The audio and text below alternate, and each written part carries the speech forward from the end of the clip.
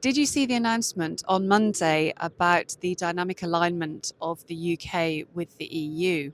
And this has been a conversation underway for some time about identifying in certain areas a common rule book between the UK and the EU. We talked about this in a blog a few weeks ago, the report that was published by CropLife UK and Anderson's, looking at the implications on what this dynamic alignment might mean for sanitary and phytosanitary regulations, so particularly around crop protection critically, and also precision breeding.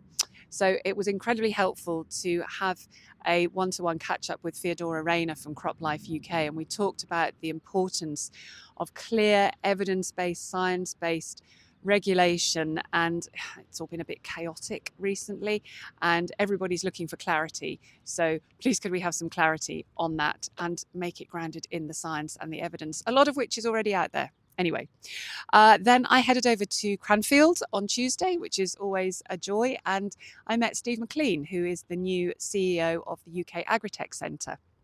Now, people are always asking us about the relationship between Agri-TechE and the UK Agri-Tech Centre, and isn't your name similar and all of that.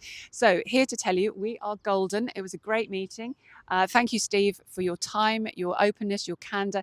The new strategy of the UK Agri-Tech Centre, absolutely bang on, helping agri-tech companies launch, commercialise, survive, thrive, and deliver that all-important impact. So we're all here for that, Steve. Looking forward to working with you on that.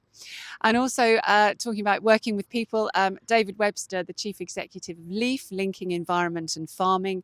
Goodness, LEAF's time has, what a golden time for LEAF. They were pioneering under the leadership of the late Caroline Drummond, this whole idea of environment and farming can go together, and really taking that into the 21st century, given the new world that we're in. So David, pleasure to see you as well.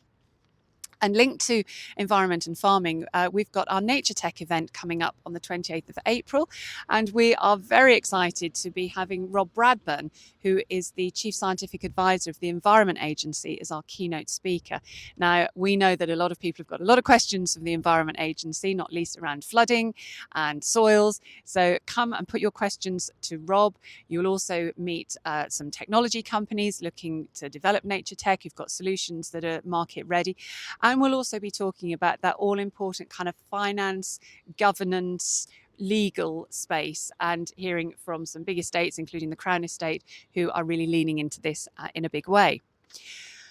Next week's going to be a pretty hectic week. It's the final week of the Arise programme that we've been part of. And on Thursday, there's still some time to book. We're going to be hosting a day where you'll be hearing from BBSRC, the Department for Business and Trade, Richard Meredith from Dyson Farming, and also we'll be hearing from Cambridge Econometrics, who'll be talking about innovation pathways in the global food system. Now, it's free to attend. It's at NIAB. We can book partnering meetings with our colleagues from Latin America.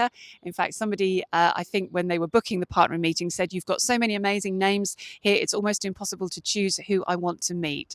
So there's still time to book. Join us. It would be lovely to see you. And then finally, we had as a team, we went through the Belbin exercise. If you haven't done Belbin, it identifies people's sort of behaviours and dynamic in a team. And there's 9 categories and they're split across 3 areas. I think it's sort of task, people and social, or thinking. And we all did it as the team. I won't share with you what everyone came out at, but it was very helpful at identifying where there are some potential gaps across the team. And the one I came out at, and Stephanie Allen, are you surprised by this? Some of the allowable weaknesses are prone to provocation and can be have a sense of humour failure when things aren't going as fast as they want. And I'm sure I don't recognise that in me at all. But I note and I will work on it.